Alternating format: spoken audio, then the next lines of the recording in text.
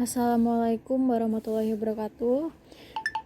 Kami dari kelompok 3 yang beranggotakan saya sendiri Dea Kristanti dan dua rekan saya Risa Fauziah dan Dara Ayu. Di sini kami akan mempresentasikan tentang resiko dalam investasi, CAPM dan keputusan investasi. Slide pertama di sini ada pengertian resiko.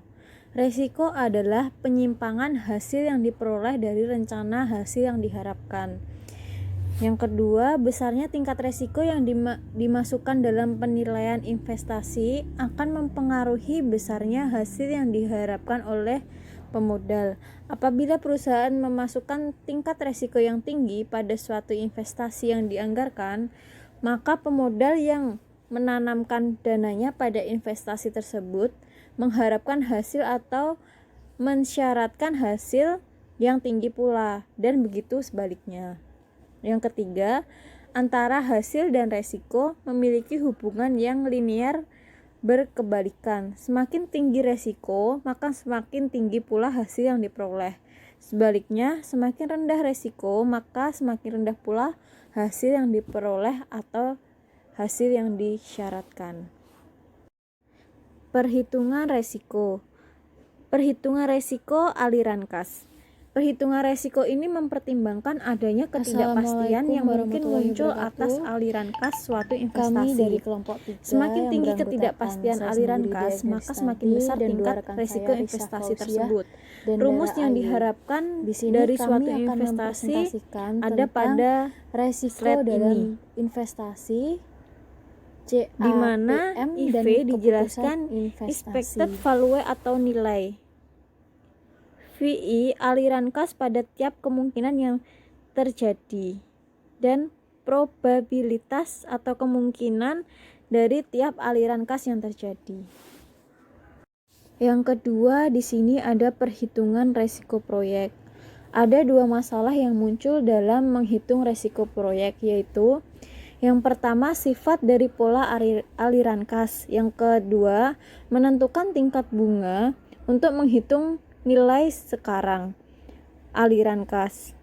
Ada dua sifat atau pola aliran kas selama umur ekonomis suatu proyek investasi, yaitu yang pertama, tidak saling tergantung atau tidak saling berkorelasi antara lain kas yang satu dengan yang lainnya. Artinya bahwa aliran kas tahun tertentu tidak mempengaruhi aliran kas tahun berikutnya. Yang kedua, saling berkorelasi atau saling tergantung satu sama lain. Artinya bahwa aliran kas tahun tertentu mempengaruhi aliran kas tahun berikutnya. Selanjutnya ada perhitungan resiko proyek aliran kas yang independen. Untuk menghitung resiko proyek yang punya aliran kas yang independen, maka perlu dihitung, yang pertama perlunya dihitung besarnya net present value atau NPV yang diharapkan dari aliran kas proyek.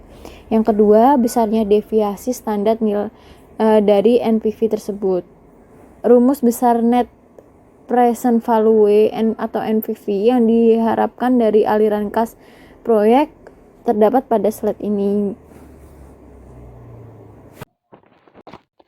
Untuk slide selanjutnya ada rumus besarnya deviasi standar dan NPV proyek investasi sebagai berikut.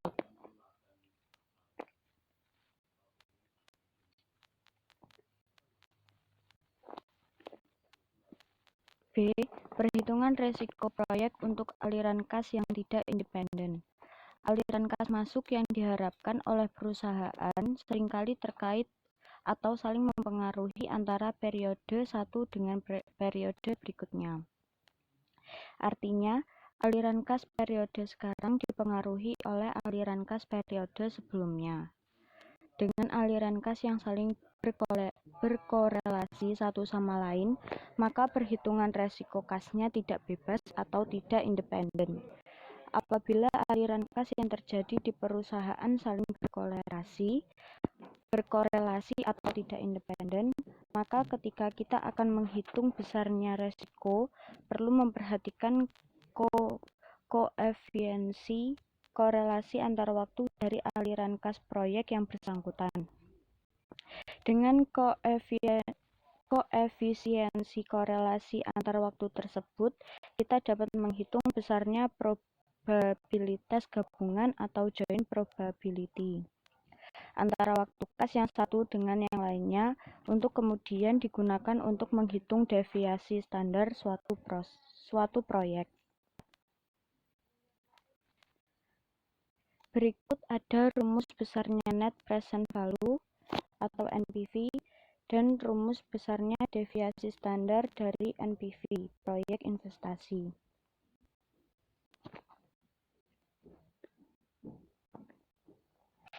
Selanjutnya, 3. Simulasi Monte Carlo. Simulasi Monte Carlo adalah usaha memperkirakan keadaan senyatanya dengan menggunakan modal tertentu. Langkah dalam simulasi Monte Carlo ini sebagai berikut. 1. Membuat model. Model semakin sederhana jika variabel semakin sedikit, tidak ada hubungan antar variabel dan antar waktu. 2. Menentukan probabilitas. Probabilitas untuk memperoleh nilai-nilai tertentu dari berbagai faktor yang digunakan ataupun kombinasinya harus ditentukan dalam simulasi. Probabilitas ditentukan berdasarkan judgment management. Yang ketiga, melakukan simulasi.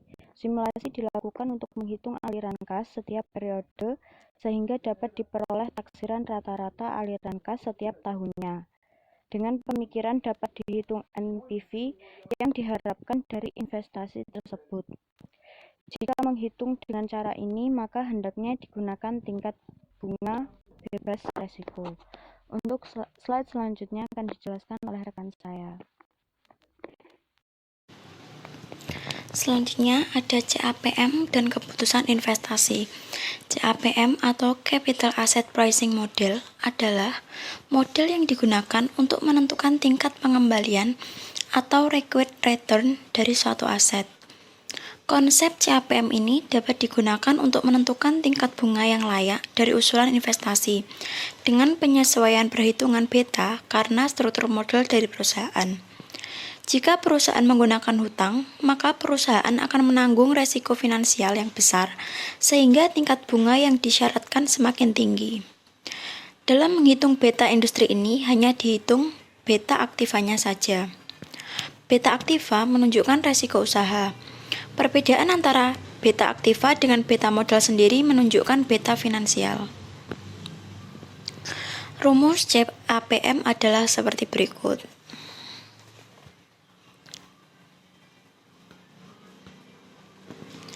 Selanjutnya, diversifikasi bisnis dan keputusan investasi.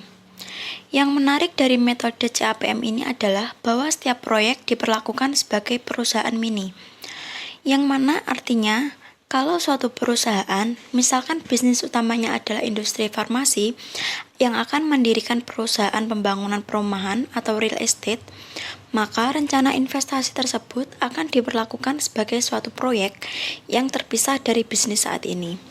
Dengan kata lain, resiko bisnis tersebut tidak terpengaruh oleh bisnis perusahaan saat ini, kecuali jika rencana investasi tersebut ternyata diharapkan memberikan synergistic effect pada bisnis saat ini.